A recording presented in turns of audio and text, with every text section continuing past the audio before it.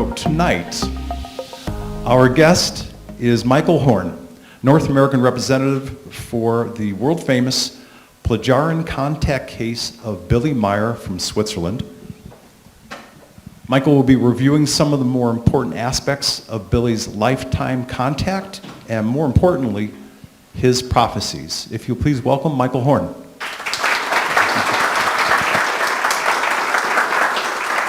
Thank you. You know, when you spoke about an anniversary, I suddenly was reminded that in 1986, there used to be a cafe up here called the Sunflower Cafe on 89A somewhere. I don't know if anybody remembers it. You do? Oh, okay. And it was in that cafe that in 1986, I met somebody who told me they had all of the contact reports, the notes and conversations that Billy Meier had up, well, between 1975 and 78 with the Plagiarins.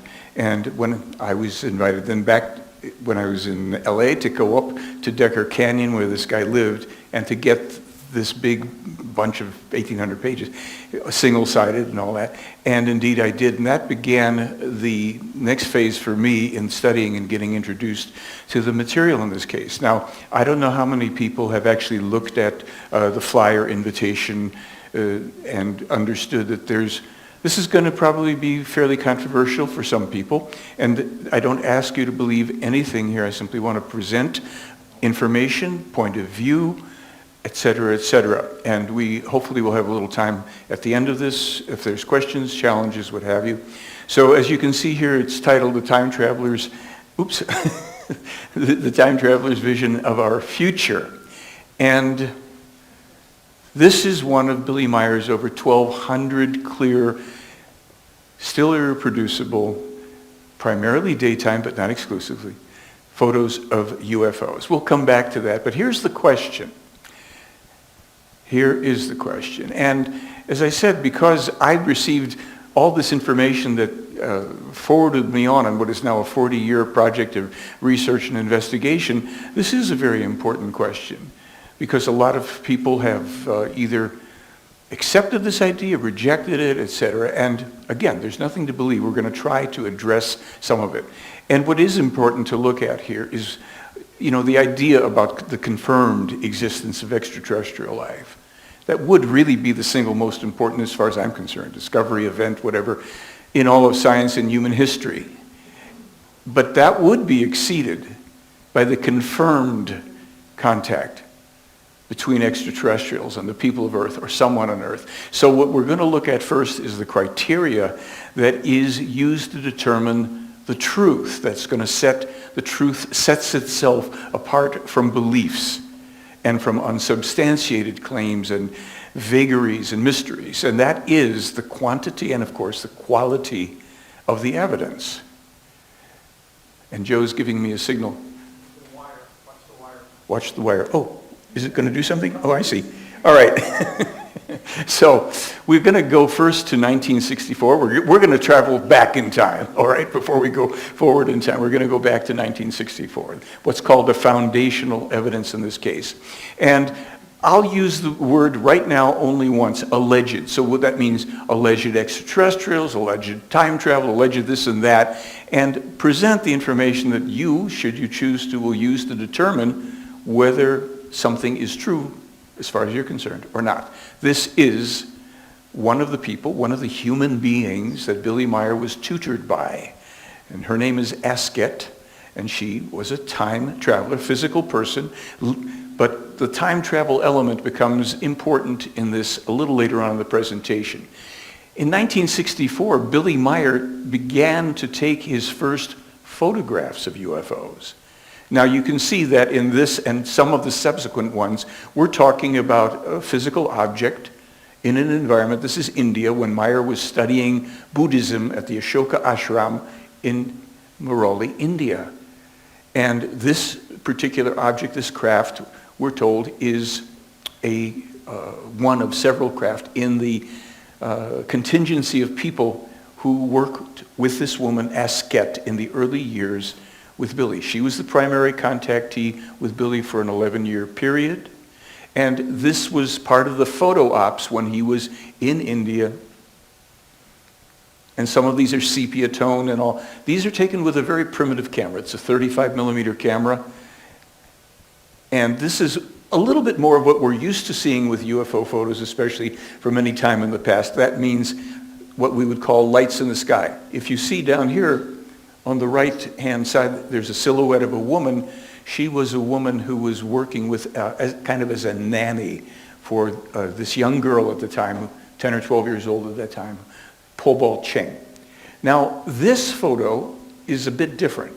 And what you're looking at here is a photograph that when I was making a film with my filmmaking partner back in 2006, we were with Billy and he opened up this whole album for us. And that object in the sky, that cross-like figure in the sky, is not painted in, it's not adhesive tape, it was photographed in the sky. And when you look closely at it, you can see the clouds in some parts seem to be coming a little bit through it or behind it. That is Billy sitting in the forefront. And in my opinion, there is some symbology here that's important to the whole story of who Billy is and why this mission.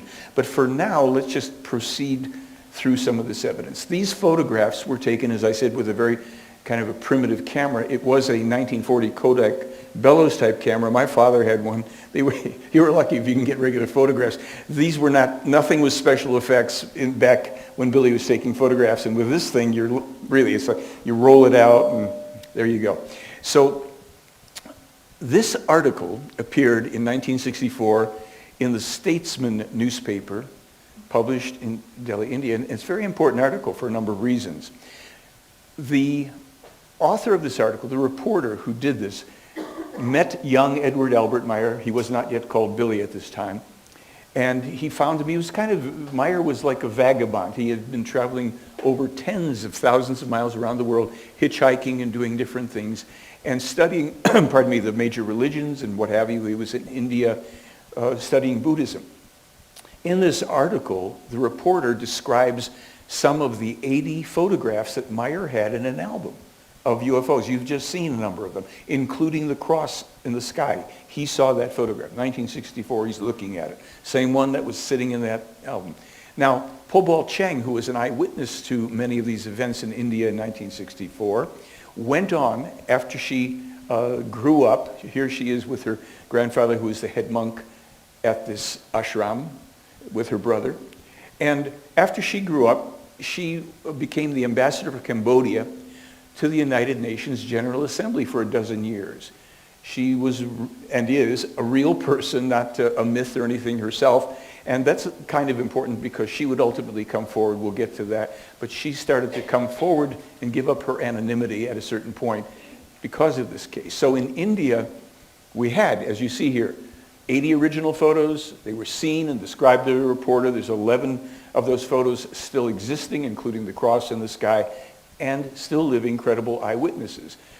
Po Cheng, in the 1990s, she came forward and she gave a presentation at I think it was the International UFO Congress at the time, and she attested to the story that this man, Billy Meier, was telling. She had been contacted by friends of hers who said something about, well, weren't you at this ashram? We've heard about this man, Billy Meier. And okay, I guess I have to come forward and start talking about this, along with another woman, an Indian woman as well, who was a friend of Pobel's. They came forward at this event.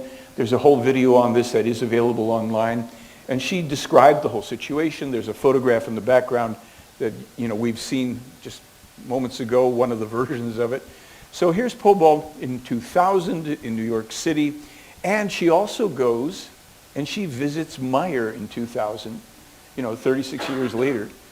And they spend all this time talking and reminiscing and reliving these times.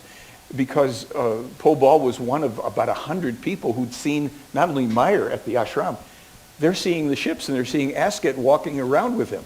So she goes back also, if this works, to India in 2000 and revisits the ashram. And so all this material is online. You can look this up. Now, this question is important because we kind of take for granted that anything we see, UFOs, well, it's all real, it's all extraterrestrial. These are not photographs of secret military craft. These photographs, starting with this one, these are from 1975 on. We will ultimately have like a 6-year period in which Meier is taking UFO photos. You can see there's dissimilar metals. There's sculpted flanging and cupola with a thing on top. And then this was one of a series of about 9 photos where Meier had the photo op to sit up on a hillside, and they said, okay, we're going to move our ship around the tree, take photographs. You can see the reflection of the tree and sometimes the sky. So we're not looking at miniatures. We've actually had forestry experts examine trees in Meier's photographs, and they were told, forget about the big object, focus on the trees. Can you identify those trees? Are they miniatures? Are they models? And in every case, what we're told is, well, these are real trees. We know the species. We know why it's real and not a model, etc. So this has been delved into in great detail for quite some time in terms of looking at and analyzing Meier's evidence. To date, nobody has taken photographic and other evidence that is as clear and that technically remains still reproducible, that has been determined to not be models, special effects, anything like that. So we're asking this question about a man. We're saying, well, Billy Meier, some people say he's a hoaxer. Some people say he's the only authentic UFO contactee. What is that going to mean by the time we get through all this stuff? There it is again. Another angle. All right. Now, of course, Meier took photographs with up to 3 of the craft in them. This is a still from a film where these craft are hovering and then 2 of them disappear and 1 remains in the center. Meier took photos, a couple of photos from inside the craft hovering over Switzerland. He's in a craft. Here's one next to him, and there's one in the distance. And here is the other one. Now, let's see if this... He zooms in with an 8mm film camera in 1976. Watch for lights like that and that. All right? Goes back. There it is again. It's not a model. Nobody had a remote-controlled model with flashing lights from... There it is. Okay, Billy Meier puts this out. And one more time.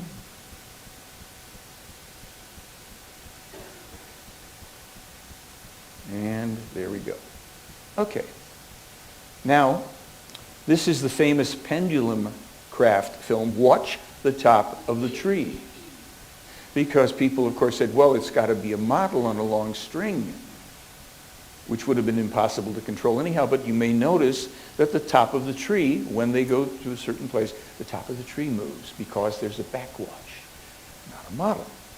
State-of-the-art analyses have been done for 36 years on a variety of the evidence, as I say, about 4 or 5 categories of evidence that we've had. And we have this online.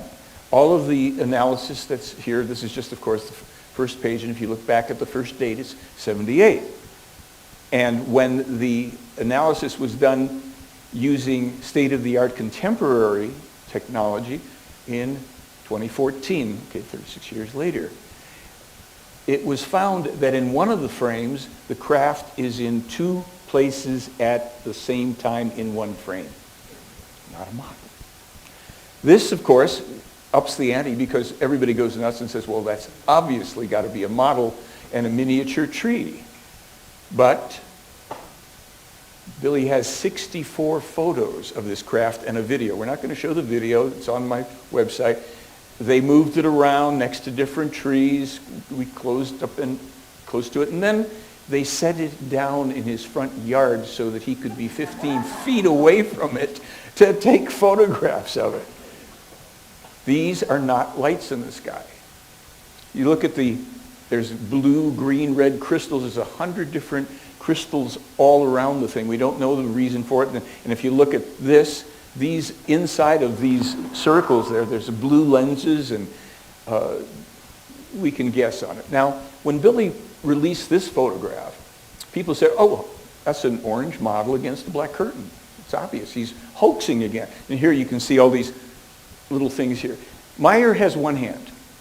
He doesn't have a metallurgy shop. I've been to Switzerland 19 times. There's no metallurgy shop. Now, you start to look more closely, the reflection on the thing. This is all from the same photograph. And then you know, some of the details may not come through as clearly as we might like here, but there's plenty of detail on this thing. Okay, so here it is. Now, when an analysis was done on this, the photographic expert who did it decided to take this photograph and put it in Photoshop and up the contrast, lower the brightness, or the reverse, whatever that was. And this is what happened. Now we see, and it's clearer when it's online, but there's a gravel road, there's a grassy hillside, there's one of those marker posts that are about a meter high, and there's an energetic aura around this object. It's no longer simply a quote-unquote gold model against a black curtain. It's outside. A guy in Hong Kong did the same thing, and he played with the contrast, and suddenly we are now looking at how did Billy Meier in 1981 foresee the contemporary technology, figure out what it would be, and how to hoax it if he put a 35 millimeter photograph up online that people would drop into Photoshop. He's going to figure out how to make it look like it's hovering over a road. We had a 15-second exposure of this in Times Square when I took out a press release about something. Came with the package. They said, well, you can have photograph. I said, good, put this up. You know, New York City, nobody's going to pay any attention, but it's okay, because, you know, it could set down in Times Square. They wouldn't do anything with it. But here was the analysis that was done on this. It's a whole, I think it's something like 74 pages. And all of the software, all of the technology, state-of-the-art technology used, all the protocols, all listed. You can go through it and duplicate. You can use the scientific method. You can take the different photos and do what he did and see if you get the same results. And I will tell you, with this circled thing here, so much was discovered about the reflections in those globes of an object that was behind the photographer, who was Billy, because there's a carriage house back there. So everything, the more you get into and you start to strip everything away, it's all consistent. There's nothing that screams out hoax. Then you get to a thing like this, the light ship or the energy ship. And Billy took a few photographs of this. I'll only show you a couple of them. But he was told by the Plejaren that this, and when this came in, it was changing shape. It was a globe, it was a streak, it was this luminescent bathtub-looking thing. And he was told these are beings from the Andromeda Galaxy. They are semi-physical, semi-material. They're basically energetic. Meier could not communicate with them, and he just took the photos. And in the analysis, you know, as you can see, this has changed. It's gotten, you know, higher. And then these are other elements around it, but just to show you. So this is some of the photographic evidence. Then there was a man named Marcel Vogel. Some of you may know about Marcel Vogel. He was an expert in crystals, among other things, and he did a lot of work. Marcel Vogel was a research chemist at IBM. He wasn't just, you know, someone from Sedona doing crystals. He was adding to the whole compendium of knowledge about what you could do with crystals. And he was quite a character. Scientifically, he was a patent holder on lots of stuff. There, and here, and there, and more. So Vogel was testing things, and what I've bolded on some of these slides are some of the quotes from him about his experience. This is also on a videotape that was produced by Wendell Stevens, Lee, and Britt Elders, who did a wonderful trilogy of things, plus a film called Contact. Just great. They brought this to the world. We wouldn't know about this if it hadn't been from them, and they're all Arizona residents as well. Wendell's no longer with us, but Lee and Britt live up north. So you have him talking about the phenomenon that was occurring and what he was able to identify, and he's using X-ray diffraction, spectral analysis, blah-de-blah-blah. You're talking about Billy Meier, the one-armed Swiss farmer up there who isn't exactly putting things together, you know, metals and what have you, but it goes beyond that. Vogel says a whole lot of stuff about what he was looking at. And if you do want to look online at the article about this, this was also included in the book Light Years by Gary Kinder. And then we have his conclusion. Now, of course, since Vogel came, when he came forward and basically said, I can't put this together as a scientist. Well, of course, people attacked him. They said, well, he worked with crystals. Well, people made radios with crystals too. I don't know why they attacked him. So there were sound recordings as well. On 4 occasions, Meier and a number of people were outside, and he was using an Iowa, I think, tape recorder. They made sound recordings, and on one occasion, the sounds were so loud that people came from 4 kilometers away to try and figure out what these booming sounds were. They had something like 28 distinct sounds with overtones, about 32 separate sounds were detected, or it was 24 sounds and 32 with the overtones, whatever. And they were tested in 4 different studios. One studio, Excalibur in LA, I had been in that studio years ago, but the most interesting thing was, there's Excalibur. Nils Ragnerud, he comes to different events and makes presentations on things, sound engineer, but they took it to the Naval Undersea Lab in Groton, Connecticut, and they have a complete sound bank of virtually any and every sound source. Automobiles, birds, planes, the whole thing. They could not identify the sounds. They identified an airplane that passed during the time that Meier was recording. There was a plane in the area, and they could pick up the sound of the plane, and they were able to identify the engine, the whole thing. They said, well, but we can't identify that source. There were lots of people that came out for some of these recordings, including undercover policemen. So Billy didn't have a speaker set up that could draw people from 4 kilometers away. Then we have the handprints of the Triliner. So here's a little setup so you understand this. It is said that the Plejaren people have a monitoring that goes on through small monitoring craft around the world, and especially around the center in Switzerland. And sometimes some of the Plejaren in pairs will be also monitoring from a craft. Well, they went on some kind of vacation, and another race that they deal with, little people called the Triliner, decided they would take over for the Plejaren for whatever the number of days or nights it was. And they also decided they would leave a little memento so that Billy would have something to remember them by. In 2006, I was contacted by a group in London wanting to interview Meier. So I said, well, I'm going to be over there. And Billy said yes. So we went over, and they were going to interview Billy for 15 minutes. And about an hour and a half into the interview, someone came in the office and said, well, Billy, why don't you show him the car? So, oh yeah, we'll go out there. So that's Billy's right hand there. He doesn't have a left hand.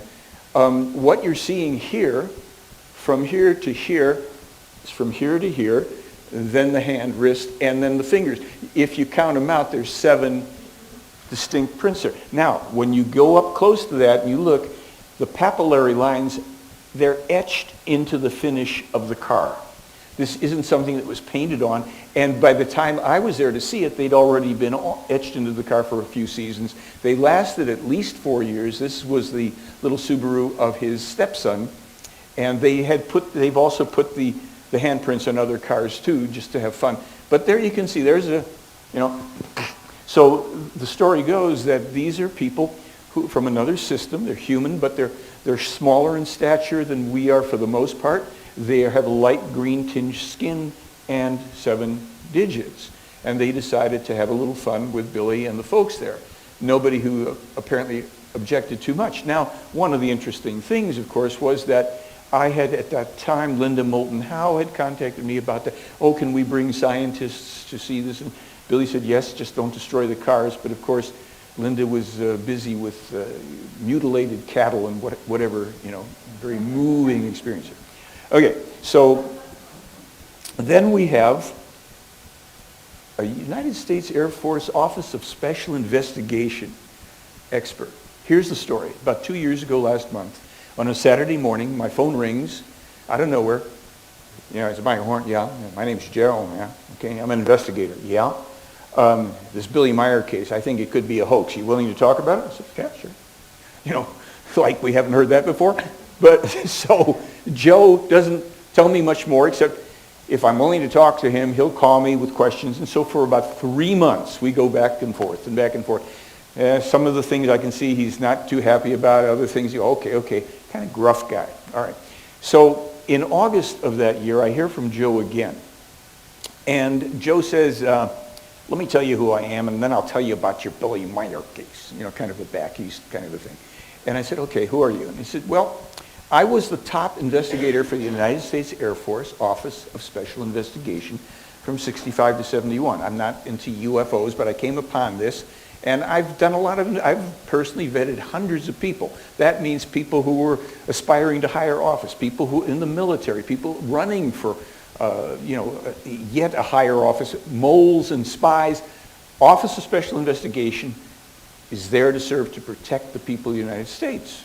We could have people who are applying who already in the military who might want to run for president, or not in the military. They could end up with their finger in a nuke. I say, okay, I get it, Joe. He says, don't take my word for it. Check your email. Sends me photographs of all of his letters of recommendation and everything. The guy's for real. They're raving about this investigator. I said, well, you seem like an accomplished fellow.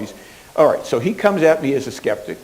And then he says, look, I decided to apply the methodology that I use did when I was working with the service, to vet people, to investigate. You go through the means, you go through the motive, you go through the opportunity. He says, look, I'm going to give you an example. He said, let's just say somebody gets murdered, and there's a wallet on the ground. There's a gun, and somebody says, oh yeah, the guy connected to that wallet and that gun, he was here, I saw him. Slam dunk, says Joe, except for one thing. Somebody's got a video of him 1,000 miles away at a wedding at that time, time and date stamped, and real eyewitnesses, hotel reservation. He was there. He says, I don't care what that other evidence is. Throw it out. This guy didn't do it. Somebody else did it. I said, okay. So he said, I went and I analyzed that 1964 evidence that you got. You remember it, I showed you this, right? And I showed you that. Okay. So he says, look, your Meier case is 100% ironclad authentic. I will take on any skeptic. Says otherwise. I said, really? And he did. As a matter of fact, he took on someone you might know, Kevin Randall. Some people know him. And another guy in India who's been kind of attacking the case. And he says, I don't know how you can talk to these people. They don't know how to think, and they don't understand investigation and methodology. I said, okay, I'm with you on that. He said, look, I even checked out Po Bo Cheng, her history with the UN, real person, all checks out. I watched every video I could get online of Billy Meier. He's the most honest person I've ever seen. He says, now look, I'm telling you, I vetted hundreds of people. I sat there with him. He's the most honest human being I've ever seen. So I said, I'm with you. Okay, so we go through all of that. And I recently was in touch with Joe just a couple days ago because of another thing that we'll get to. But we come back to this whole premise of mine. Confirmed existence of extraterrestrial life. And then we get to the idea that it's only going to be the contact between somebody on Earth, and that ups the whole ante. Everybody, this is why I say, and this is sensitive for people who've been following this UFO case and that UFO case and every claim under the sun. Well, who has any evidence? But this doesn't exist so that we can run around chasing lights in the sky or to create careers for so-called UFO experts. I've had 7 UFO sightings. My first ones were here in Sedona. And I'm satisfied that those are secret military craft from this area, or from Camp Navajo or whatever, and I have reason for that statement. I won't get into that, it's not that important. But the reason for it isn't that. It's so that we'll discover the truth. And that can often be really harsh in any aspect of life. When we've got a certain cosmology, when we have a belief, when we're attached to something, well, hopes, and then we get hit with the truth that doesn't seem to coincide with whatever that we've carried forward for how many, every weeks, months, years, or whatever. So we come, well, who is this guy? Who's Billy Meier? We just hear Swiss guy, hoaxer, one arm, whatever. Well, let's see. We might be able to hear from him here. Mijn naam is Eduard Albert Meier,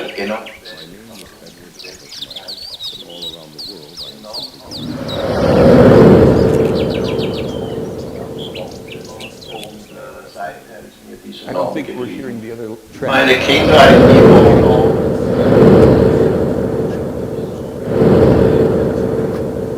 For whatever reason, the soundtrack here is a little rough. Billy says, my name is Edward Albert Meier. He talks about his childhood. This is in Switzerland. He has a little office. 1942, ja,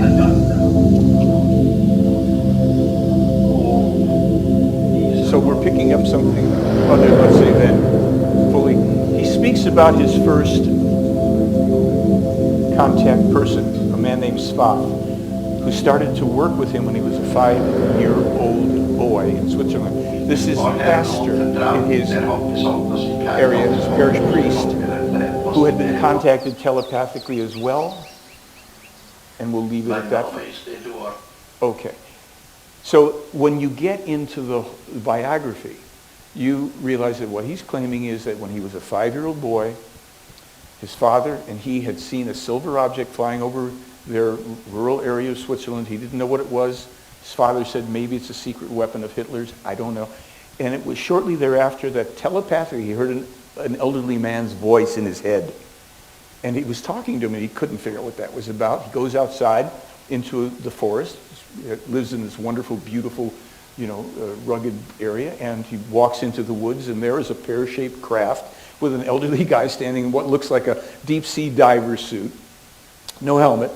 And he said, the man was just very benevolent feeling. I felt safe and there was nothing. And he beckoned me to come forward and he said, then that began 11 years of my contacts and being taught by this man named Svath, a human being, a Plejaren human being who at that time was supposedly about 900 years old.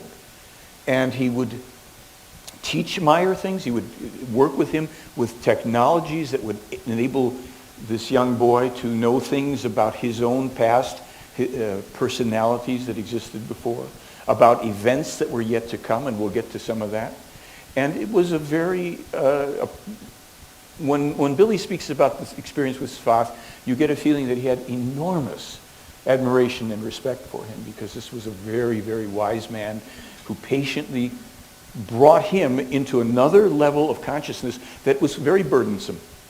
Because by the time he's a 7-year-old boy, he can think like a 35-year-old logical man, and he's in school with a lot. So his childhood was full of all sorts of really rough stuff. He was picked on, he was bullied, he was beat up. He eventually ran off to the French Foreign Legion when he was 16. And then he realized that he didn't want to be part of that because they were teaching him how to be a very effective killer, and he thought, no, this isn't where I belong. We have all of this in other films and everything. I'm going somewhere else with this. But when you start to learn what this man has experienced in his life, it's beyond science fiction. This is a famous photograph called the sunlight shot. And what's interesting about this shot is when it's analyzed, when they blow it up, they find out that there's a branch that goes in front of the object. So it's not a model because, well, let's see what we can see here. We may get something out of the sound here, maybe not, but I'll tell you what we're having. There is a man holding photographs here, such as we just saw, and there is the actual tree. It's over 40 feet tall. So a guy from Nippon TV and Billy on the right, and they're going to walk up the hill and just watch how their size changes, obviously, as they get closer to this tree. And this is the tree more in full bloom in a spring or summer season.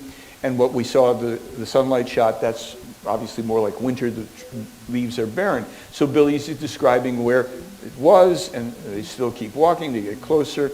And when the object was measured in terms of calculating against the known size of the tree, they come up with about 21 foot in diameter for these craft, which is what, here it is, what Billy was told. So we've got this. Now, here's where we have our first radical jump for the evening, perhaps, if it hasn't already happened in some way, shape, or form. But you can see, look at it. I mean, it's like these little guys, that thing's over 40 feet tall, and that's what we were dealing with. So here's the problem that we're really being asked to consider. To forget about certainly not prioritizing UFOs. We can chase lights in the sky forever and ever. And I don't have, and I wouldn't mind if I did, but I don't have any other evidence of any other actual, genuine, confirmed, corroborated contact between extraterrestrial, interdimensional, whatever, and anybody on Earth. Do we have claims? Do people believe that that's happening? Yes, sure. But this is why we don't have mainstream science helping us out because we don't have anything. And here it gets worse. There's no ascension. Not now. We're not going into 5D. Well, this is heresy. I get it. Don't throw anything at me. You know, I said it's going to be a little rough. There's nothing the matter with matter. 3D, these people are three-dimensional people. Their vibrational frequency is higher, just as we, being third-dimensional beings, we can talk about, you know, with the other elements of dimensionality, but the primitive people that were in caves 200,000 years ago were three-dimensional people too. Our vibrational and evolutionary level is hopefully higher and different than those who've preceded us by a long period of time. And no one's coming to save us. More bad news. So it's going to get a little rough from here on, and don't get mad at the messenger here, or get mad if you want. But I'm going to take this someplace that hopefully we have some kind of mutual understanding of how to proceed with things. Because I really say, why do we tolerate? Why do we invest in illusions, quacks, frauds, phonies, etc.? If this could, extraterrestrial contact would be the single most historically significant, unparalleled, important development in human history. Now, some people might have some other thing they want to offer up for that, but by golly, this is pretty high in my book. And now I'm going to do something that will probably be very unpopular, and I'm acknowledging the fact that in addition to all of us who are here tonight, this is being seen online by a lot of people. It's being shared, and some people, apart from anyone here, might be upset that I am saying things like this. These are some of the people, and I am saying this because I'm somebody who has either interacted directly with these people or offered and made sure and sent information and evidence to all of these people and organizations who all claim to be interested in the truth about extraterrestrials and UFOs. Some of whom are, of course, are claiming that they are. Here's an interesting fellow. Remember I told you I was here in Sunflower Cafe? I met a guy. He wasn't called Alex Collier at the time. His name was Ralph Amagron. He was a retired IRS agent. And he was the guy. And I went up there and I got all this stuff. And we would spend time up in Malibu outside at night in Ralphie's little plot of land up there. And he was seeing, of course, all these crafts from other worlds, which I was identifying sometimes as Cessna 737. But for Ralphie, it was all from outer space, right? So it's a couple years after I'm spending time with Ralphie, and I'm at a international UFO expo in Los Angeles. And I see Ralph walking. Now Ralph's got a nice suit on. He's walking with two lovely, ethereal female forms, women. And they're all running. And I say, hey, Ralphie, how are you? Guy walks right by me, doesn't give me the time of day. Later on, one of these women walks by. I say, excuse me, what's with Ralphie? She said, who's Ralphie? I said, Ralph, the guy you were just... Oh, you mean Alex Collier, lifelong Andromedan contactee? I said, oh, really? He wasn't the contactee when I knew him. He was reading everything in the Billy Meier material, and then I started to look at his stuff and his predictions and all. Okay, so I put these names up here because I've dealt with these people in one way, shape, or form or another. There is no longer a place in any of the UFO events for the Meier case to be presented. And I routinely send stuff out. Because if this is true, the room empties as soon as that truth is told, and everybody else who's telling their stories, who cares? Now, I mentioned to you Joe Tisk, the investigator, and there's a name on the third line up from the bottom, Ryan Sprague, or however he pronounces it.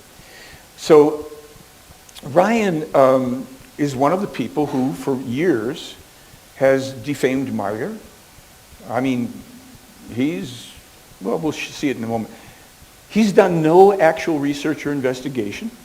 He's relied on other people's attacks primarily to go out and call Myers a hoaxer and a fraud, and other people duplicated his stuff. So he sought his own significance in attacking Myers. As a matter of fact, one of the articles is online, and I have all, as I say, I've got it all. So many skeptics have duplicated Myers' photos time and time again. His ex-wife says it's a hoax. He's amassed followings of believers. Michael Horn, the self-proclaimed publicist. No, I'm not self-proclaimed. I have a contract with Meier.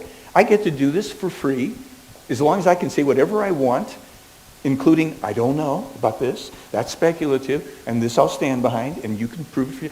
So, no, all this stuff, this is the kind of stuff that is on the internet everywhere.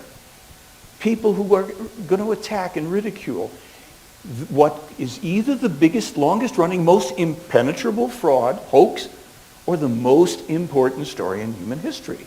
So just the other day, a couple days ago, I put up a notice about doing this, presentation, and Ryan jumps up there with some other people online on Twitter, and one of the emails, can you please find me one shred of evidence that Joe Tisk worked for the U.S. military, and blah, blah, blah. How can I get in touch with him? Well, I posted the link to Tisk's article. Why didn't this guy who's attacking read the article where Joe had his own email right at the bottom? Anybody wants to talk to me, write me, says Joe. So then I said, well, here's his email. And I talked to Joe a day later. He said, oh yeah, I heard from him. So I sent this guy who's one of the 8 or 9 people that were all in this thread, and I copied it to him. And I said, I understood you communicated with Joe, about Meier case authenticity. Share with the people here what you learned. When people find the truth, there's no shame in admitting having been wrong in the past. We're all going to be wrong in the future too, about any number of things. We make mistakes. That's part of the game. There's no perfect beings. But the problem was that Ryan couldn't man up. He couldn't say, hey, I'm sorry. I got it wrong. Because Joe said to him, I talked to Joe, it was yesterday, he said, yeah, I heard from Ryan, this guy Ryan, and he wanted to know about this and about my service and all. And I said to him, look, unless you can show me different, those are aliens that are meeting with, and I don't mean people from Mexico or South America or China or any place. These are people from another world. I'm putting my reputation behind it. That was the end of Ryan. Will he apologize for that? Will he even just, you don't even have to apologize. You can just say, hey, I found out I was wrong. What can I learn here? Oh, but I got to tell you about me. See, I'm the world's leading expert on UFOs. I love putting this up. I'll tell you why. Because, so when I send stuff off, if I want to rub it, and people say, well, I'm the only, representing the only authentic case and contactee. Prove me wrong. I have 40 years of actual investigation and research into this. I've been within 20 feet of a small player on monitoring craft when I was living in the mountains of Brazil. And I've been given prophetically accurate information from the Pleiaren forwarded to me by Meier in a transcript dated and time-stamped about something that was going to happen that could conceivably be damaging to this whole work, to Billy and to me, and a suggestion about how to avoid it, which I took. And we avoided an unpleasant circumstance with a guy named Cal Korff, who was setting me up for a big... Cal Korff, what a character. Okay, so then we come back to this idea. Forget about UFOs. There's nothing we can do with UFOs. Well, why'd you go through all this? Oh, well, I'm not done telling you to forget what to forget about. Forget about MUFON.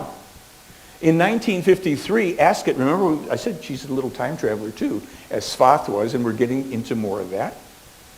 She told Meier in this very lengthy thing, which also included, by the way, the assassination of the Kennedys, and I don't know if I made a slide on the internet, but MUFON will be your greatest adversary. It doesn't exist yet, but it's coming.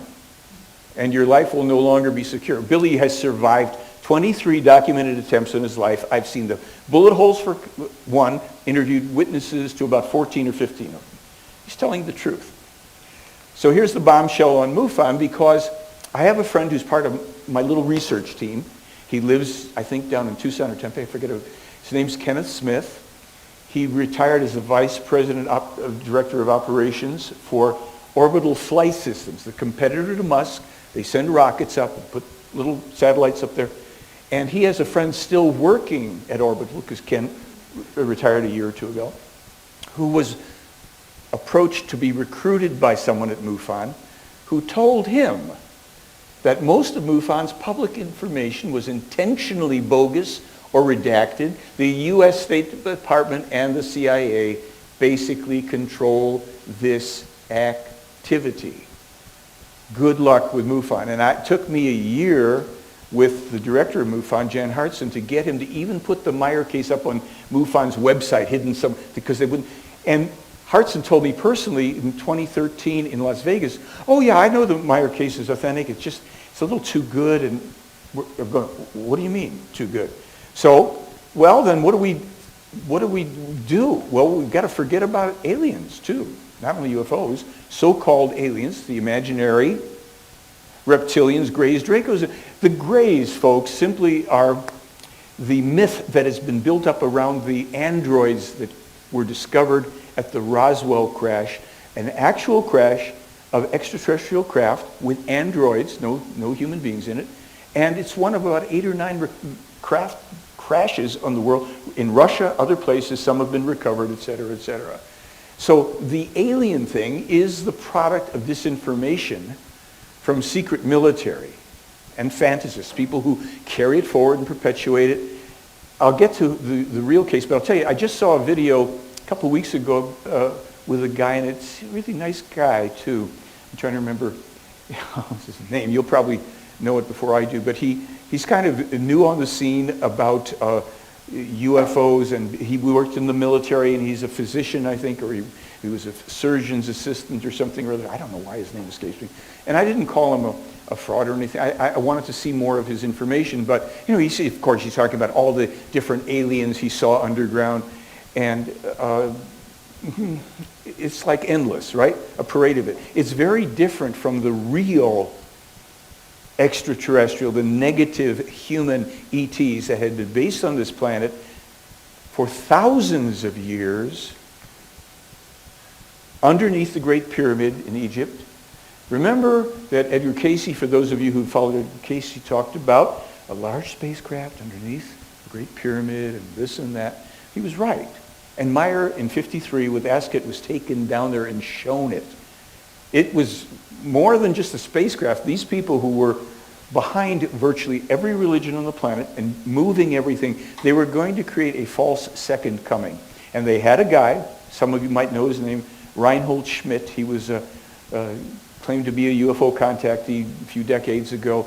They had him conditioned psychologically through a very advanced hypnosis thing that he was going to be the second coming. They had fabricated a cross of the crucifixion, bloody, crowny thorn, the sphere of destiny or whatever it was called, all this stuff. And Meier was shown this stuff. And Billy said, why don't you get rid of these people? They said, we can't. We're not allowed to interfere in your world. You will, they have free will, you have free will, but we can't interfere. What happened was, again, according to the information in the case, 1978 or so, there is a holiday that's celebrated in Switzerland, and they shoot off cannons in the different valleys and stuff. This group, the B'Phath, put an unmanned craft right over Billy's home, where we saw him through the window, and there's Billy, right? And they beamed down a sonic attack, a weapon that was intended to blow up the center, and people would think, well, they hear another explosion, and then later on they find out, oh, well, this building was destroyed with these people. Oh, it must have been a gas stove or something or other. The Plejaren had positioned a craft right above Billy's home in the center. They had made it invisible to any detection through screens that they have. And by the way, our military is already working on screening things and all that. So when they shot down this big sound, it hit the ground with great force. It shook, but it didn't do any damage at the center. And the Plejaren at that point, technically, they had been attacked. Not Billy, they had been attacked. That gave them the permission to go and take control of the attackers. They removed all those people. They got rid of the craft and everything else. They closed up all space under the pyramid that would be detectable. Now, there was a member of that group, of that B'Phath Giza intelligences. You're going to probably know his name. Anybody here ever hear somebody called Ashtar? He's no longer alive. He was a real person. He was part of this B'Phath Giza intelligence contingent who were like a splinter group. The Plejaren had taken the right turn. These folks took the left turn. They were based underneath the pyramid. They had, in their past, there were people with names like Kamagol the first and Kamagol the second. And one of their more famous members who worked as a power over people, his name was Jehovah. He was a person. There's a drawing of him from Semyaze in this material. Okay, well, how do we find the truth? And if we find the truth, it's probably going to be a bit harsh. So what would happen if we could find a mainstream scientist to be interested even in the overall topic of UFOs? Well, funny I should ask. Harvard professor Avi Loeb's search for ET is over. That's my blog. Now, we'll get to Avi here. He's a Harvard astronomer. I saw one or two of his videos. Really nice, intelligent guy. I mean, honestly, he had a video up, I think, on TED or something about how we should be more modest about our place in life and understand the bigger picture of things. So this is hopeful. Here's a guy. So I send out to him, I send him a couple emails, I leave phone messages, nothing. So I did write about it, and then as per my phone messages and because of your interest, I sent him a ton of information. It contained within just a couple articles a bunch of links, things that would keep on linking to other things, thinking and hoping maybe he'll get in touch. Well, naturally, Avi hasn't gotten back to me. And this is a very important number. What is that value? What do you see there? 6 what? 6 billion, what? 174, right? Go on. 960. Actually, though, it's his phone number at Harvard. I just ran it with commas instead of decimals. So, and also here for our on-screen or online audience as well, I'm putting up Avi's phone number here, and you can find him online. Because I think, and I say this, please, if you do call him, be respectful. This man is not an enemy of the truth. He just doesn't know it yet. Now, it's hard for scientists, admittedly, to receive information from people who don't have a lot of letters after their name that they haven't heard about. As I wrote to him in the email, there isn't a scientist on Earth at SETI, any place, that actually expects to find real evidence of extraterrestrial existence. They talk about it. They say they'd like to. SETI it's a terrible fraud. And I've told them they are a terrible fraud. I offered Seth Shostak in person, the Myers, didn't want to know about it. So it is easy enough even for a scientist to understand this evidence. All they have to do is go through the scientific method. I was talking with someone, actually a scientist that I was talking to, I think in California, and I wanted to get him to look at the stuff, and he said, well, you know, extraordinary claims require extraordinary evidence. I said, well, we have plenty of evidence, but that's not true what you just said. He said, what do you mean? I said, extraordinary claims, whatever evidence, simply need to be discussed, evaluated, studied, researched, according to the scientific method. What's extraordinary evidence? That the Earth goes around the sun was extraordinary evidence 500 years ago. It's not extraordinary evidence. This is evidence. Don't approach it with that prejudice. If you're scientific and you want to put an end to this discussion right now, you take this evidence and you review what's been done with it, you do your own testing on it, extraordinary or not. If it bothers, the conclusions bother you because your beliefs don't accord with it, then do a little, therapy on yourself. You're not here to just keep on promoting whatever somebody else tells you is real.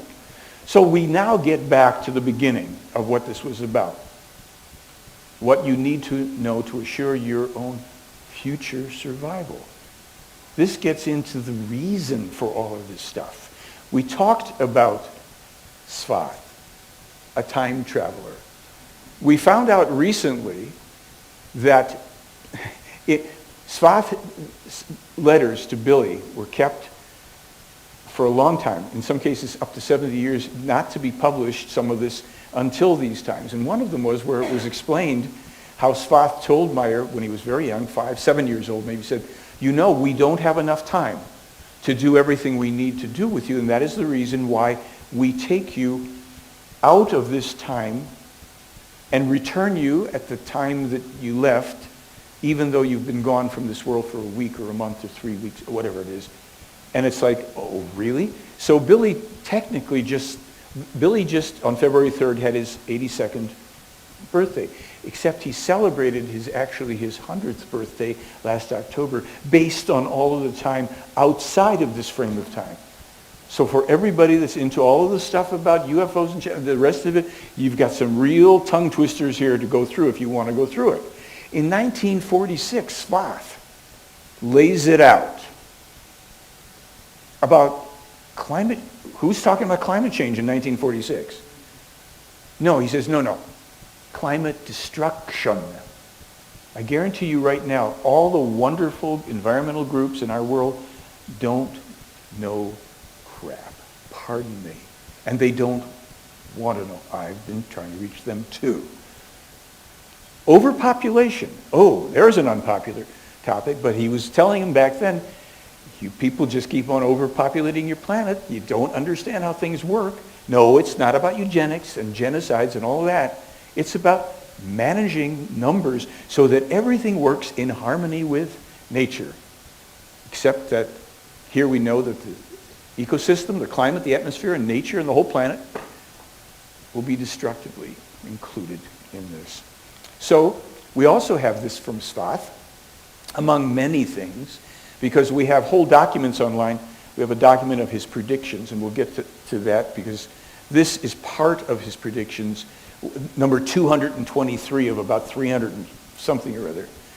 In the south of Europe, the all-transforming consequences of the enormous will be enormous when the volcanoes, you can read it, Mount Etna, Vesuvius, Stromboli, as well as the submarine, largest active volcano of Europe, Mount Marsili, and two other submarine volcanoes begin to erupt. This is in Meier's material. Here we have it from 1948, and he has it also in 76, I think. They talked to him about when Vesuvius erupts, his big stuff is coming. Here, in this one, 224, also the caldera, that is to say the super volcano Phlegraean fields in Italy, Campi Flegrei, often known as Campi Flegrei, is making itself more and more known. Science, about 4 weeks ago, there was an article, scientists are noticing unusual activity beneath Campi Flegrei. Oh, really? Well, people, how you're just discovering this? We often say the more we get into the Meier material and then people, new discoveries, we say, well, we read the script and the book, we saw the movie, we know how it turns out. Don't you people want to start doing something to let people know? For instance, Meier was told that when Vesuvius erupts, it's going to take out the Vatican. And everybody said, no. Vesuvius is in Naples, the Vatican's in Rome.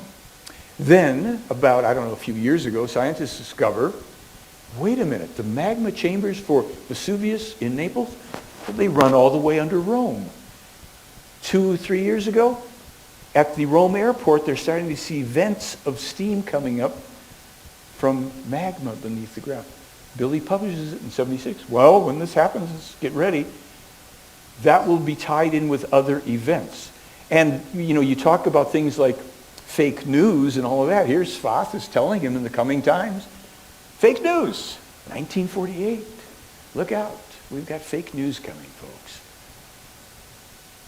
So, among other things, and there's many, many more. By the way, where it says moon landing hoax, later on, Billy publishes a lot of this stuff in 51, in 58, and then a few years ago, they explained to him how they actually ran the whole hoax on Apollo 11. This was done through hypnosis and drugs, treating these particular astronauts. They really believed they went and all that. It was filmed on Earth. Okay, a lot of people have this theory, but it gets interesting. Because then the people say, well, how do you account for the fact that those objects are up on the moon? And so it was explained to Meier by one of the Pleiaren named Quetzal. Apollo 13 was not a failed mission. Apollo 13 landed on the moon. They traipsed out the stuff that was supposedly from Apollo 11, put it down there so that in the future, when either probes go or another landing, you're going to see the artifacts. And Billy said, well, won't the truth be discovered? He says, it's not terribly likely. He was told the Apollo 11 hoax required 37 people.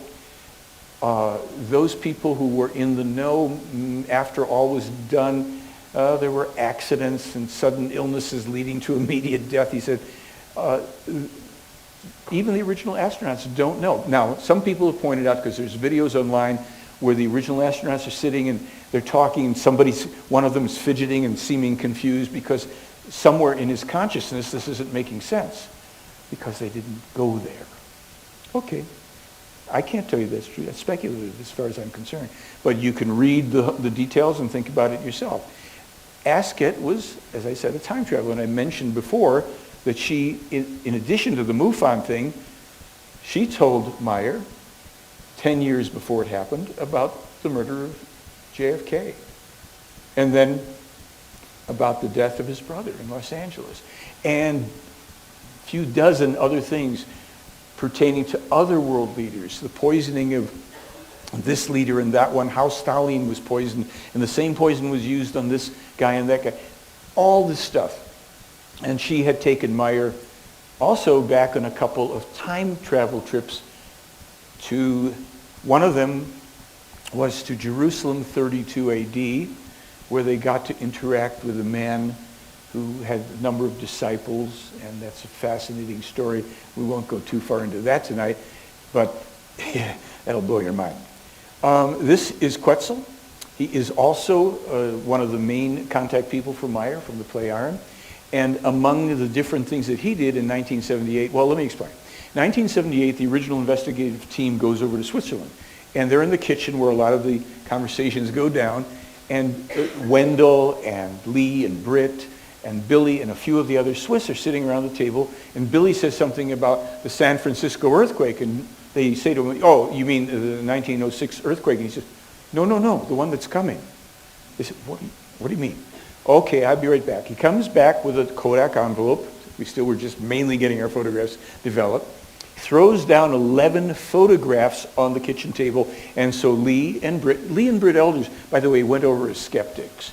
They are high-level private investigators. They do a lot of work in securing phone lines, computers, safe rooms for Fortune 500 companies. Wendell, they thought, was a little too gullible. He was all into UFOs, and you're going to go for a ride, Wendell, but it ain't going to be in a UFO. We're coming with you. And that began, they went to Switzerland and did investigation over almost a 10-year period. So they're sitting there in 1978, and we have, this was written up in a book, and I have the pages on my site, and Billy is giving them these photographs, and Wendell's saying, we're looking at these photographs. They're not photographs of paintings or drawings. They're photographs of San Francisco. I recognize this. And the city is in real disarray. It's obviously been hit by a catastrophe. Smoke, fire, buildings have fallen into each other. We recognize the pyramidal top of the Transamerica building is all cracked. We're trying to figure out when this happened or will happen, because Billy says, I'm not allowed to give you the date. And that was just part of the thing with things that will happen with certainty. They will give prophecies to warn about things that we could still change and correct. We're coming back to this idea about our future survival. This is all tied into it. Well, how is it tied into it? Well, okay. Billy Meier, there it is. I don't expect you to be able to read it all, but we have it online. It's all available. He is talking about the destruction of San Francisco. And Wendell, when they're looking at the the photographs, he's saying the cars in the photographs, we focused in on the cars that we could see because they don't look like the cars of today. They don't have all the big fins and big... He says they're smaller, mainly rounder, more glass windshields. Some of the glass is going into the roof line. They look more like, if anything, like the VW Bug, you know. So he said the other thing was they didn't have those external projections out there, those side view mirrors, the ones that Tesla, Toyota, Mercedes, and a whole bunch of other companies have already ready to replace with little cameras, with the screens that the Japanese companies have already developed, so that your outside view mirrors will no longer be necessary. We have the internal camera backup stuff already, right? 1978, Wendell's seeing cars that don't have the side view mirrors. How is that possible? Is everybody in on some massive hoax here? So Meier himself is no slouch when it comes to, bringing forward information that he's either learned from the Plejaren or calculated himself. And these are only a handful. We have over 200 specific examples of prophetically accurate, primarily scientific and geopolitical information. Meier is the first person I know of, apart from publishing all this warning about climate change and all, AIDS epidemic, explained that no, that wasn't made in a laboratory. Bad behavior between humans and green-tailed monkeys, and then it started to spread. Fall of the Berlin Wall, they foretold that before it happened. Billy, in 1958, plastic credit cards, portable phones. Everybody will have a TV and a computer in their home, interconnected electronically around the world. It's called the internet. In 81, he's the first to talk about the fall of France to radical Islamists. It's underway. There have already been some of the events he's talked about. That's coming yet. And that we're going to have 2 coming civil wars here. I read that for the first time in 1986 or 7 at Randy Winters. Randy was a presenter of this material, very good speaker. He had one of the books called The Prophecies.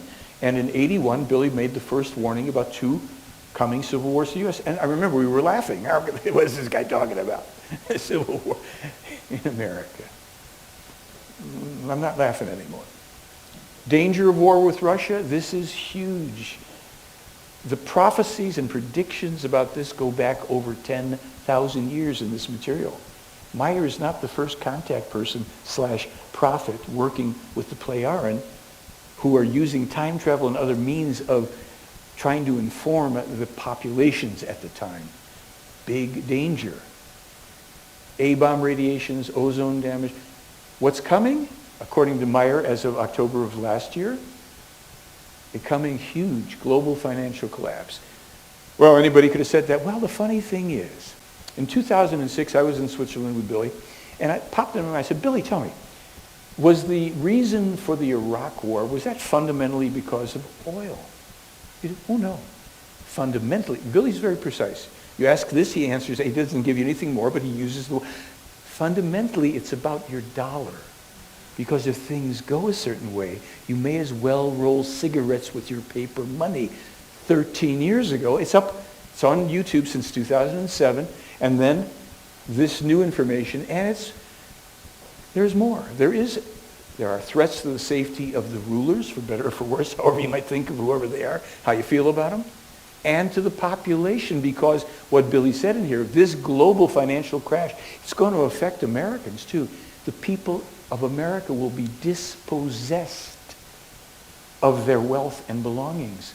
And it will be at that time that the government will turn the military and the police against the citizenry, the partly heavily armed citizenry, and that indeed, and this one, I couldn't believe this last one, he says, there are plans among certain groups of what you'd call the elite for genocides. How many people here just can't wait to send their blood away for their DNA to be taken over and processed by a bunch of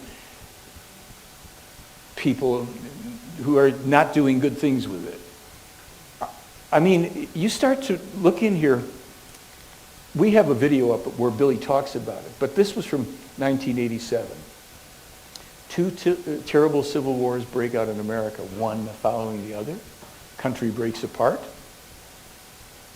All right? 5 different territories. Sectarian fanatics will play a dictatorial role.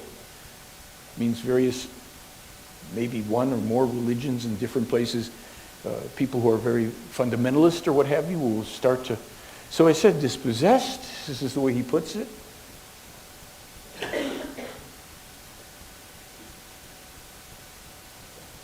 And more than that, in 1975 and again in 2012, Meier was reminded that the superpower USA could come to an end after 2020. Now, I looked at those words carefully. I don't think it means that the place is nuked at this time. Superpower, USA stands for what? United States of America. If there's civil wars and if that previous thing is true and the country breaks up, we're no longer a United States, but there still can be a federal government with all of its military might still trying to dominate the rest of the world and all of that. But then this country as a major power is no longer the superpower. China is going to emerge. And, you know, a lot of people can see it. It's been in this material for a while. BRICS will be the new, you know, ultimately new financial model, if you want to call it that. Brazil, Russia, India, China, what is it? Thank you. This is Ptah, said to be the leader of the Plejaren race as it interacts with Billy, the father of the woman Semyaze, whose photo we didn't put up here, but a main contact person of Billy. 1975 on, she had a near-fatal accident. A few years later, she's said to be being rehabilitated. It'll take her 70 years to get back. It's a whole story in here. Again, there's so much here. We could do literally 2 hours on each of the real segments in this case and never get to all of it. But we're talking about the future survival, and we're not done with that. There is something that Ptah told Meier on November 6th. It was published. Because they told Meier that the next president is going to be this guy named Trump. Well, what kind of a guy is Trump, says Billy. He said, pretty chaotic, catastrophic guy, interesting fellow, not a bad person, holds really to the idea he wants to do good for the people in America, but he's got some very bad policies, such as environmental and health things. He's got some good ideas about preventing globalization, and we can't tell which way this is all going to go with him, but we can tell you that after he's elected, because they're all expecting his opponent to win, who actually the player, I'll go back to that in a minute. Because she's not going to win, they are going to use a concocted means to try to get him out of office. That is, they'll say that the Russians colluded with him. They said, that's not true. Whether or not that, they tell him, we don't know how that'll turn out. When I said about Clinton, in 2008, and we've had this document up for a long time too, Billy asks about the primary, the Democrat primary, Barack Obama running against Hillary Clinton. And, you know, who's this guy and what's going to happen? And they said, well, Barack Obama is going to win, and it's fortunate for the people. This is where they gave information they weren't asked. It's fortunate for the people of Earth that Hillary Clinton will never attain power. Because if she did, nuclear war. And that will bring the destruction of America for sure, as well as other things. There's no winners. I think we can all figure that out. And he had asked at that time about Barack Obama. What kind of guy is he? They said, well, actually, as a human being, he's about the best human being who will ever occupy that office as a human being. Whether or not he'll be a great president, we're not saying. Later on, after they, you know, things had gone down and all, and they said, well, even though Svath, back in 48, I think it was, tells him there will be an African-American president who will be a good man and blah, blah, blah, but unfortunately, he will not be strong enough to withstand the influences, the negative influences around him, and he will fail in his own desire to be a great president. So they're not political. They don't, this person or that person. And basically, recently, they wrote a whole thing, published a whole thing about Trump is getting more and more stupid, and he's just, you know, more problems. Why America thinks it has the right to sanction people and all this stuff with tariffs and, you know, this illusion that we run the world. Well, that illusion is going to run into a lot of trouble, and a lot of it will be due to Trump as well, and others who may be even in other parties, but who have the same agenda to push us into a war with Russia that we, for no reason. Yes, the reasons, of course, are geopolitical, control of resources, all the usual stuff that this country's been doing for at least 80 years. So, you may remember that somewhere back in this presentation, I said forget about UFOs. Because these things, they're upon us. All the stuff warned about.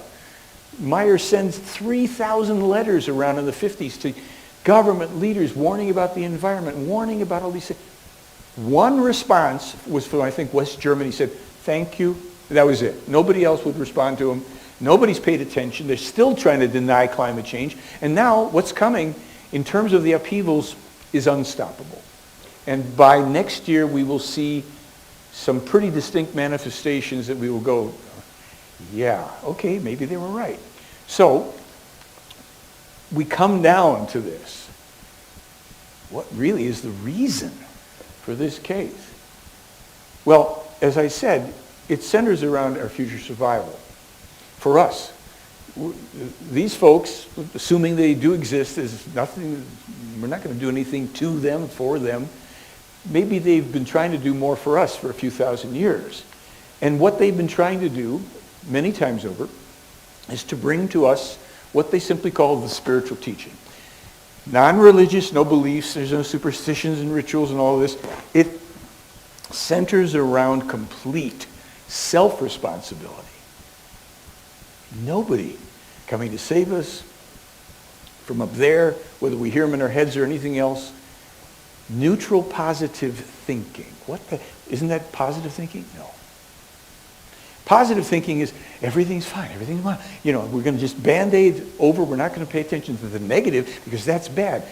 You say, no, you have to understand how life works, the positive and the negative, the balance between those things, the way you learn to think to balance your positives and negatives so that you can decide what thoughts are you perpetuating, what thoughts are you modifying, what thoughts are you dismissing and no longer sending forward, because we're not dealing with beliefs, we're dealing with truth and knowledge. We have to see things as they really are in order to make conscious, responsible decisions, because our lives evermore are going to depend on our ability to think clearly. We don't have to run out and change the world. We don't have to convert people. We're not here to missionize. We're here to say, if we study this, we get to know about the truth. About, well, what's a spirit? Is there such a thing as a soul? And what about abortion? Well, they're saying, well, you've got a few things going on here. The soul isn't really what you think. There's no soul groups. There's no soul this, soul that. The soul only refers to the psyche that is centralized, not exclusive, but the central location is around the solar plexus. And this term got built up around it. This is where the nerve plexus is, where elements of the personality are quite active in the ego and all this stuff, right around here. And so the soul, if you want to call it that, but if you really call it the psyche, upon death, that dissolves. The personality dissolves. Well, wait, you said reincarnation? Hold on. The spirit is that eternal, immortal part of us that is placed deep within the center of the brain. It's just the teeniest thing, but it contains the potential of the universe. It is a holographic fragment of creation, this universe that we're in. They use this term. And well, what about God? God refers to these people that were here before. Remember? Chemical and Jehovah and this and that. Oh, okay. Yeah, they're not the creators of all things. I've got a friend here in Sedona who thinks he channels the Elohim. He thinks they're the creators, gods of the universe. It's a little hard to explain this to him. I like him. I've known him for 45 years, but he's off on some kooky thing. He can't explain anything. Okay, so you've got, I mean, you know, and that's okay. You know, here's the thing about it. We are all, there's no superiority hierarchy in here. Billy, who's the guy that gets the gig with these people, he has one vote in his community. He's got 35 other people or whatever. He's got that, he can do that thing. But he's not any more important in that community. He wrote a wonderful short article called To Be of Equal Value. Every human being intrinsically is of equal value. Not necessarily equal ability, talent, accomplishments, wealth, whatever. Equal value in the creation. Each one is, we're all carrying that part piece of creation, that immortal human spirit. Well, what does that do? Does that die too? No, it's a little different. When you die, the spirit goes into what we'd call they call it the beyond. It's a kind of etheric realm. You're not gambling in the woods with Aunt Edna and Uncle Phil. You don't see everybody ever. There's no you in that sense. Your spirit form, or the one that has enlivened this and many other previous incarnations, personalities, is in a quote-unquote resting state, assimilating all of the knowledge and wisdom, also from the psyche, from the personality, from everything you've ever done or said, and all of the positives are retained, and there's things that we know nothing about. There's one thing called the storage banks that's similar to what's called the Akashic Record we've all heard about. But a lot of this is very different than anything we find because nobody has been working with this information. And again, we have to think it through for ourselves. But what they're saying is when the time is right, and it's usually going to be, under normal circumstances, it's going to be about 152 years that the spirit is in the beyond. Then there's a frequency, vibrational attraction for that spirit to reincarnate come into the womb and It goes from being an embryo to a fetus. And he said, well, what about abortion? They said, well, again, right, wrong. What? He said, okay, what is it? They said, we know through our science that the spirit enters and enlivens the embryo, turns into the fetus at the 21st day. Well, what about abortion? We allow abortion if it should be necessary, and it isn't that much any longer in our worlds because we have great science, up to the 21st day. Past that point, we would really do everything to avoid that, and we can, because then we consider it would be a taking of a life, a murder. It's not a murder. It's not a taking of a life before that time. And they said, when you finally get your science to recognize that there is a spirit, and when it enlivens with the heartbeat in the 21st day and all that, then you'll resolve your antagonism, and then both sides are right and both sides are wrong, aren't they? So when they come together with knowledge, you can choose with real science and knowledge to do the right thing, to work to minimize any risk of an unnecessary abortion. But if it has to happen, then it happens, hopefully within that realm. And you keep increasing your tolerances to as close to perfection with working hand in hand. Spirituality and science really they meet, ideally, when we find the truth, which is often harsh, but sometimes it's great and liberating too. So karma doesn't exist the way we're taught either. We don't come into life with the burden of all this stuff. We may have certain quote-unquote lessons or things to learn that we didn't complete or that are new to this life, and some that may have been dealing with in previous lives, but we're not burdened by that. How unfair would it be if reincarnation is true and we've had countless thousands of previous personalities? We'd never get a chance to get off the ground here. We'd be always trying to pay the debt from the past lives. It's not logical. And these folks, if anything, they're logical. They say, we know that. They say, we don't know that.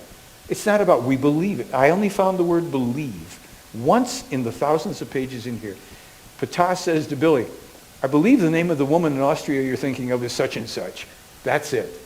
That was conversational. I think this is what you're looking for. But there's nothing about beliefs. There's nothing to believe. We either find truth, knowledge, we come upon it, we evolve our thinking, and we improve our knowledge. We don't rest on that. So politics and religion kind of come out as the ugly twin sisters of limitation that we deal with here. Politics makes people stupid. I'm sorry. This is my opinion. How can you ever decide to be on this side of something, which means then if somebody over here has a good idea, you vote against it, you won't do it, unless, of course, you get something for it, so the truth is corrupted all over the place. Now, people can have their opinions, let's just say, about Trump's approach to building a wall. Well, in essence, why would people disagree on the idea of protecting your country? Everybody on earth tries to protect their country. Is that the right way to do it or not? But it looks like the opponents, and they could be within his party or outside of it, categorically will oppose anything he does. So politics makes people stupid. They can't really say, well, let's look at the merits of that. Yes, we should protect the country. You never hear people on the left say we should protect the country. Okay, and then the people on the right seem to go crazy about the extremes.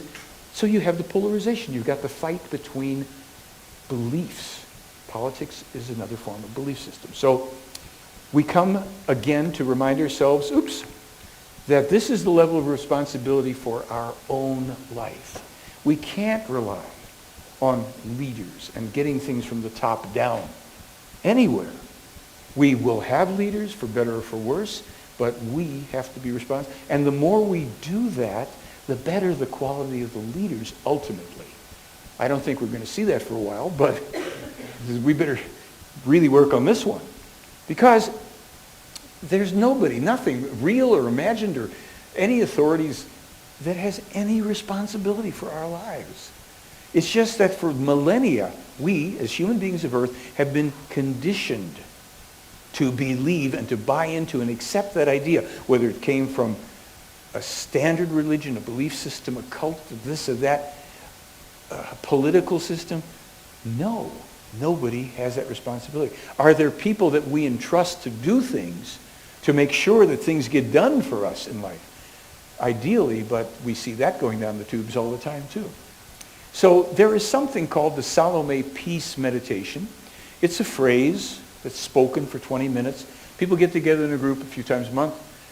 And they speak this phrase in sync, not necessarily all with each other, meaning in sync with people on this planet, and at the same time, we're told that there are 3.2 billion extraterrestrial human beings in the Federation that the Plejaren are in, and probably kind of the leaders of it in terms of their advancement in terms of spirituality, what have you, that are doing it on our behalf to try to beam a vibrational frequency with us, not instead of us, but with us in concert to break up the crystallization of negativity that the planet is enshrouded by from millennia of kooky stuff.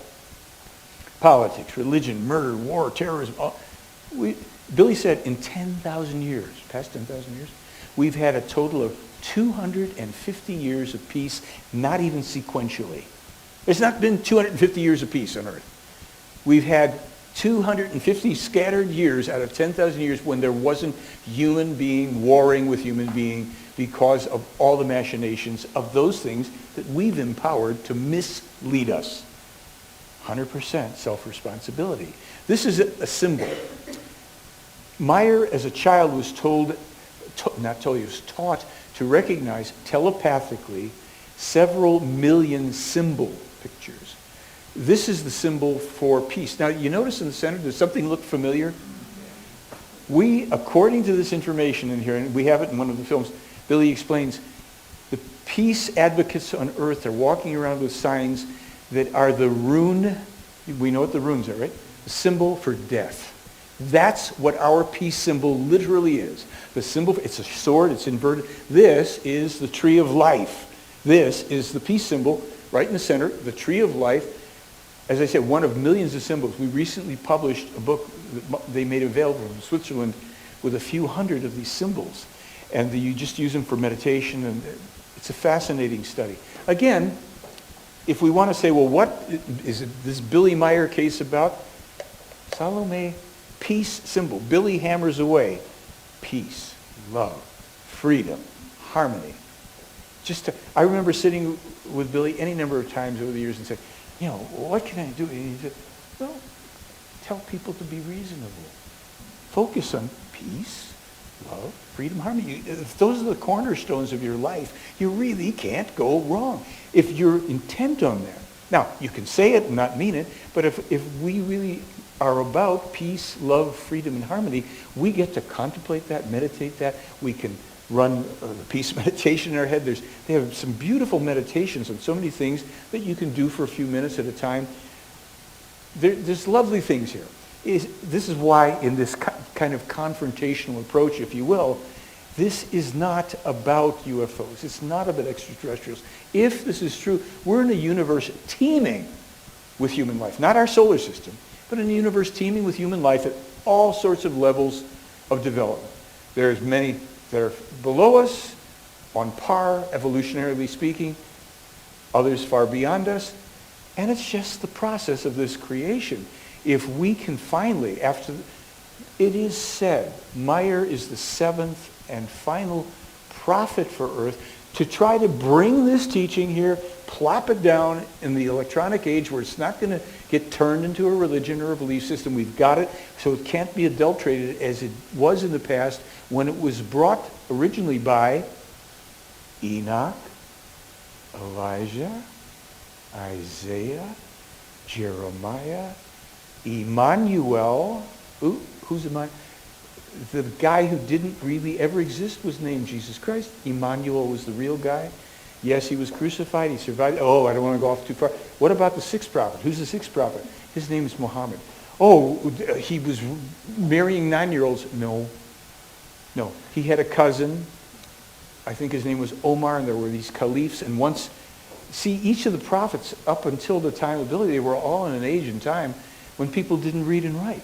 So you've got the prophet going around speaking the teaching and doing, and if you like, you've got a scribe who'll take it down like Judas took it down accurately, and the real betrayer, Judah Iscariot, not Judas Iscariot, the Judah who betrayed Emmanuel was the son of a Pharisee, and who did go and hang himself after he did it. When you read the Talmud Emmanuel, the newest translation of the original teaching that was discovered by Meier and a Greek Orthodox priest in 1964 in the outskirts of Jerusalem in an ancient tomb that they were led to by the Pleiaren, which were partially translated by this guy Isa Rashid from Aramaic into German and then into English, and then the final corrected translation done within the last couple of years. You learn that there were 17 female disciples.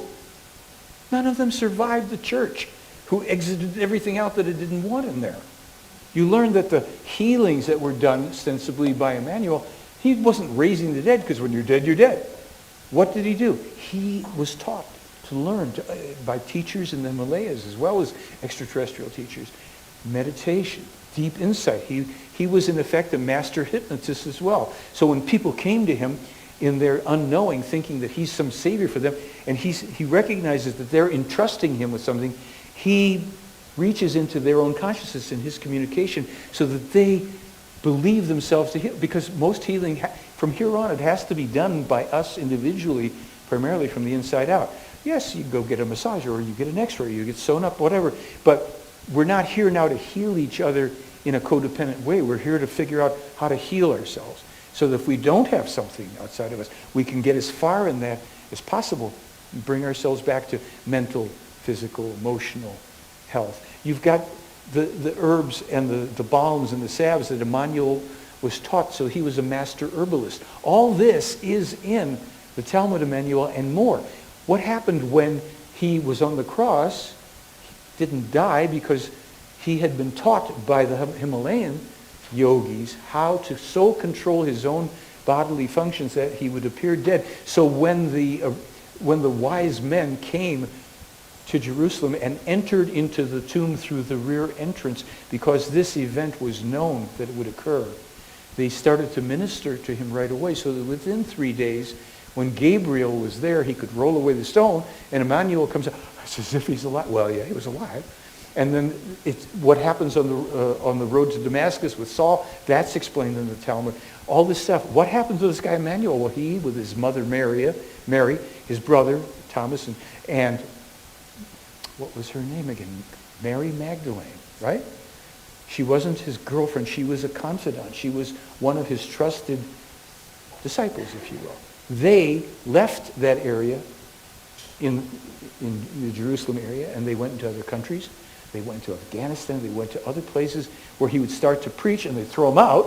And he finally ends up back in India, in Srinagar, India. Mary dies when he's about 45, 48. He marries an Indian woman, and as they say in there, she bears him numerous descendants, one of whom is named Joseph, who about 70 years after the crucifixion takes the original writings that Judas had done on the parchments, wrapped up in resin-encrusted animal skins, takes him down. He was told where the tomb was, goes inside, takes up some of the stones from the floor, puts it in there, and Meier is told much earlier in his own life, you will find something of great value, you will be led to it, and that was it. And he's entrusted with that. After Isa Rashid has sent some of this translation to Meier, he sends him a letter saying, listen, I probably can't send you any more. Some people in Jerusalem, some powerful religions here, they know that I've got something. We've got to get out of here. So he and his family take the original scrolls that he had. They go into Lebanon. They sequester the scrolls in a wall, in a building, in a refugee village. Within a week, the Israelis come in and destroy that village. The original scrolls are destroyed. Isa Rashid and his family survive. They get into Baghdad in Iraq. And within a relatively short period of time, he and his family are machine gunned to death, ostensibly by the Mossad. No more remaining parts of the scrolls. Folks, you have no idea until you start getting into this. It's like, as I say, Sunflower Cafe, the guy gives me 1,800 pages in 1986 and starts off in this thing, and so many people that are finding this in their own way, in their own time, and doing their own due diligence. But for those people who do find it and who consider that maybe they have learned something, I say to them, now that you know the truth, if you don't, what will you do?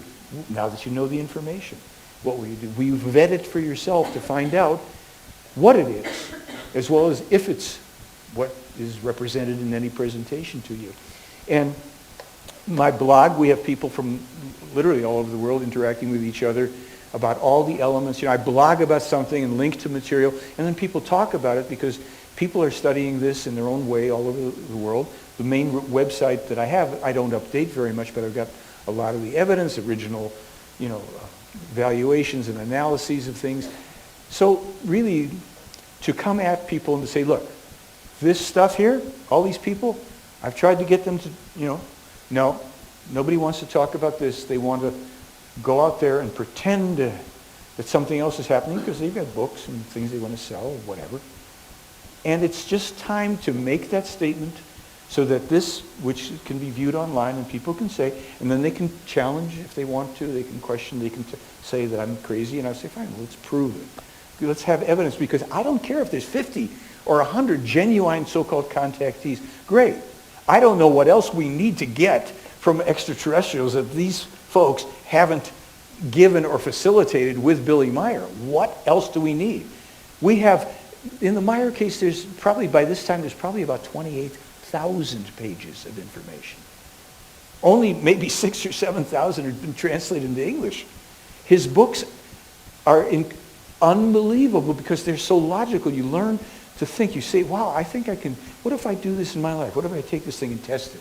Because there's no beliefs. It's like, if you get an element of the spiritual teaching, it's like, I want to study electronics. Well, I want to study car repair.